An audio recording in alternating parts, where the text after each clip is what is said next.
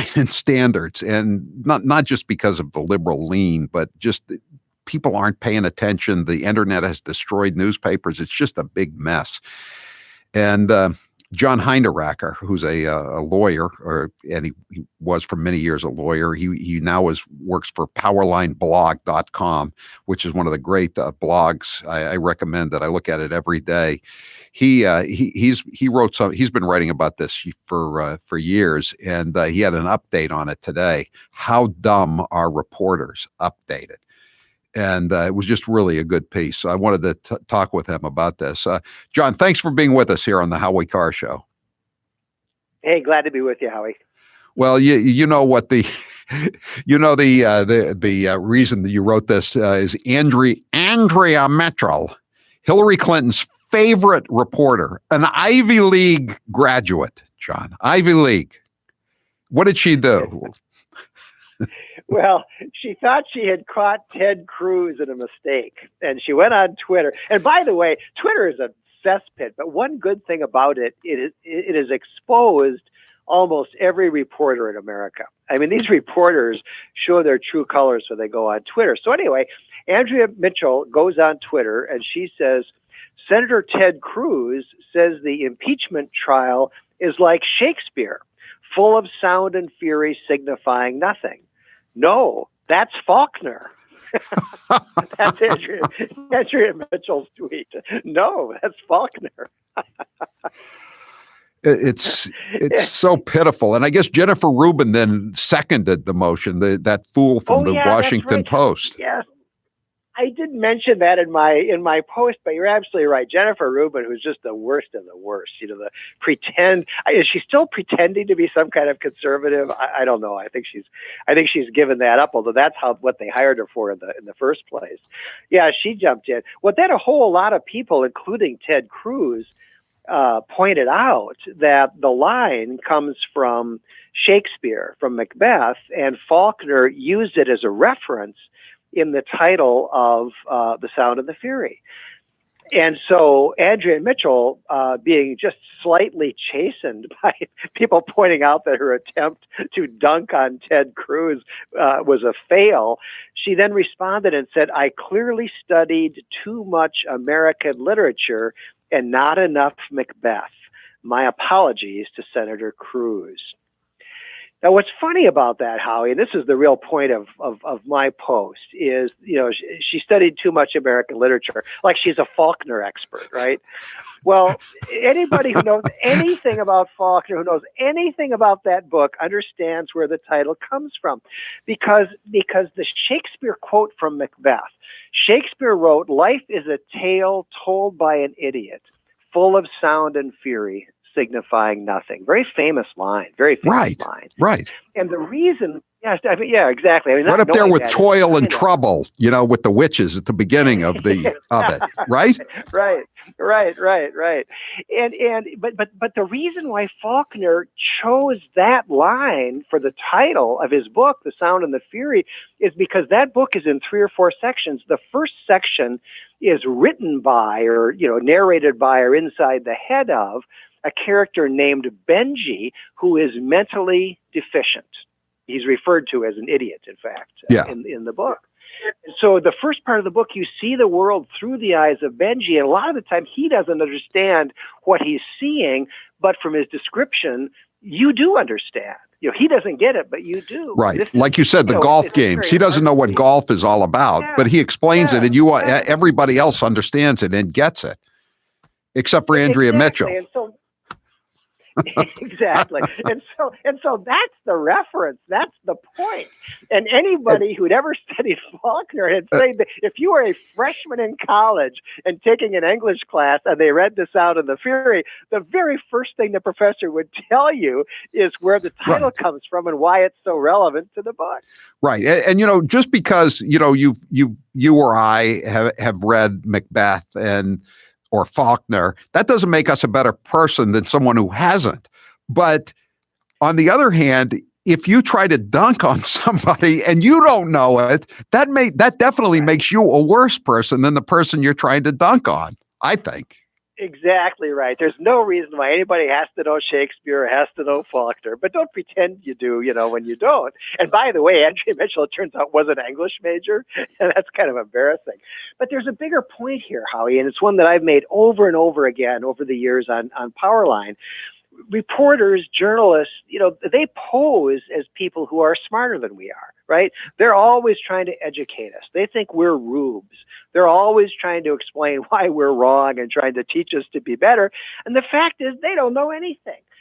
For years, I cruised the corrections section of the New York Times in my spare time. And then I would put up the corrections on Powerline and talk about them. And what you realize when you do that for a while, the errors that these people would make in things like mathematics, science, history, literature, you name it. Unbelievable ignorance shining through in the pages of the New York Times. And that was what made me first begin to wonder whether these newspapers actually do employ editors. Editors. They claim to. They claim to have editors. But when you read some of the things that go into print, it's just hard to believe that two people actually saw that, the reporter and an editor, right? And neither of them knows how to multiply or, knows basic facts about the world. So the real point I try to make is that don't buy into the idea that these people are smarter than the rest of us, that they know things we don't. It just isn't true. Well, the House managers today were referring to President Trump's remarks about the riots in Charlottesville, North Carolina. I mean, come on. They've been dining out on those misquoted remarks for almost 5 years now, and they still get Charlotte and Charlottesville confused. Hey, but right, the bigger thing is, though, John, and I was thinking about this, is that there's just a general ignorance in reporters. Remember that guy Ben Rhodes? He was an aide to Obama. And he gave the interview to the New York Times Magazine a few years ago. And he said, we sold all these reporters at the White House the Iranian nuclear deal. And it was so easy because they're all 27 years old and they don't know anything.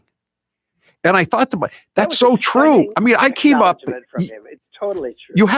You used to have to come up, whether it was in TV or newspapers. You started at a small or a medium market. You covered things like the Board of Aldermen, the police department, the county commissioners. Then you worked your way up to the legislature, right? I mean, you covered trials. Right. These people haven't done any of that, most of them. No, they haven't. They haven't. And that's exactly right. They don't have the experience, and they're also ill-educated. And it's amazing to me that Rhodes, it was really an admission against interest, because those reporters are all on his side, Yeah. But he just couldn't resist telling the truth, I guess, which is they don't know anything. Yeah, when I read your thing this morning, I was thinking about a couple. I guess it was 3 years ago now. They had Cohen. Remember Michael Cohen, the president's lawyer? And NBC News went crazy one morning. They said, "We have learned that the feds have been wiretapping Michael Cohen's phone, and the president of the United States has been calling on it, and they've been recording these." And I'm thinking, that doesn't sound right to me. Again, I'm not a lawyer, I'm not a prosecutor, but I just have covered a lot of federal trials and organized crime and political corruption. I said, maybe they put a pen register on it, but that's about as far as it would go. And then all these other, John, do you remember this? All the other networks are going, "We have confirmed NBC News' report." And it just went on for hours and hours until finally, I think it was Mueller it was one of these days where he had to say, No, it was a pen register, and a pen register is when they just take the number that's calling in to the phone. But it's a long way from a wiretap. But that happened over and over and over again during the Russian collusion hoax.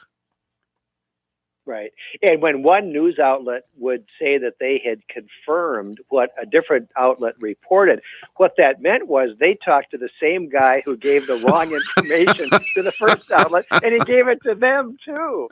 That was the confirmation, Yeah, I know. Multiple sources. Yeah, so there were three guys at a bar, and the reporter talked to all the three guys that heard the same story from the bartender.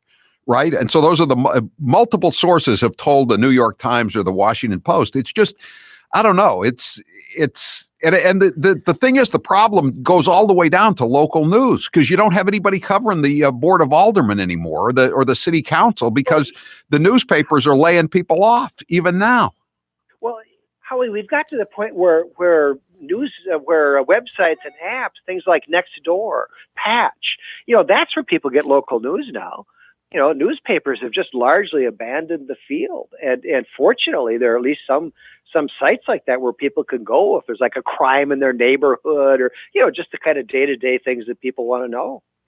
Yeah, but that gets out of control too. In Boston, they just had one of the new city councilors.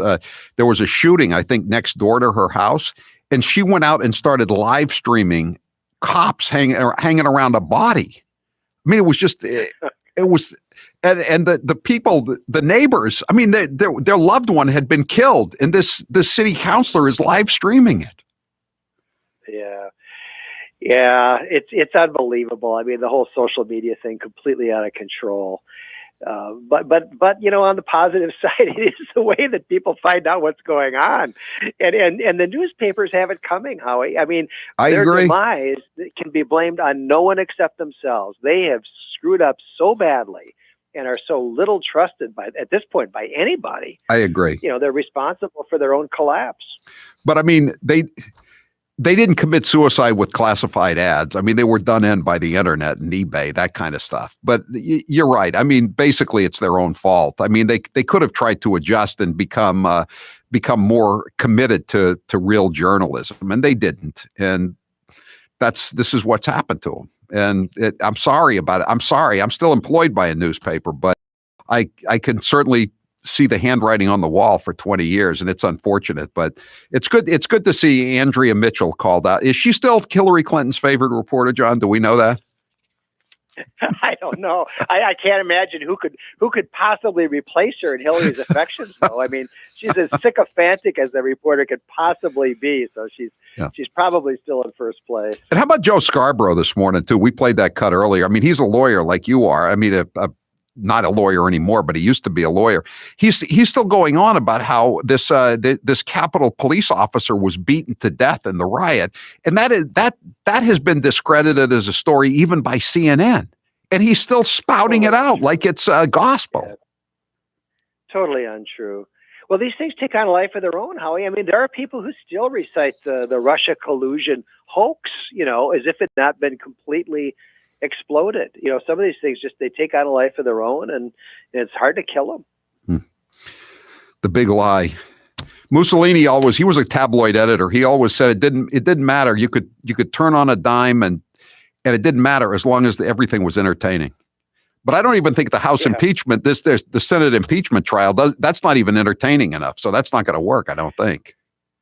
Do you? Well, Trump's lawyer's opening statement was kind of entertaining, I think. Oh man.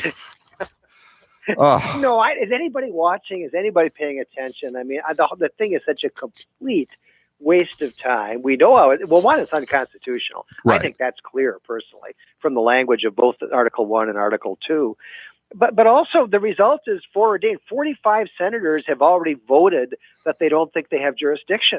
Right. So, the result is not in doubt. The Chief Justice of the Supreme Court has voted with his feet. He's not there. Because he knows it's no, that's right. It's unconstitutional. That's right.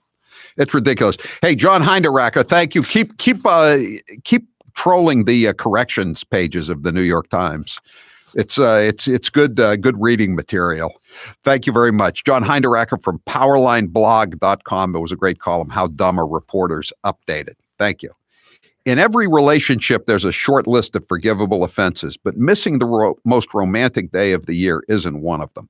Valentine's is here, so don't wait. Head to 1-800-Flowers.com today. Right now, 1-800-Flowers has amazingly great last-minute deals on sweets, treats, and beautiful Valentine's bouquets and arrangements. There's still time to have your bouquet delivered for Valentine's, but you've got to move fast. Valentine's Day is Sunday. Come on, don't screw up. You're going to be in big trouble. I got my bouquet for the mailroom manager last week from 1-800-Flowers. She loved it. your significant other is going to love it too. You can't wait until the last minute and try to buy them on a street corner or at the local supermarket. It's going to cost you an arm and a leg, and the flowers that are left are going to be terrible. This is why you have to go to 1-800-Flowers. They've still got a good selection, but you have to move fast. You're running out of time. With an amazing selection of romantic gifts that are guaranteed to wow, 1-800-Flowers has everything you need for Valentine's. This is your last chance to lock in all of these Valentine's offers, so order today. Only good while supplies last, and you know they're running short at this time of the week. Get right to the romance this Valentine's and find the way to wow with 1-800-Flowers.com. To order your last-minute Valentine's bouquets, go to 1-800-Flowers.com, click the radio icon, and enter code Howie. Valentine's Day is Sunday, so order today. Order today. You don't have much time left. Save at 1-800-Flowers.com, code Howie. I'm Howie Carr. Want more, Howie?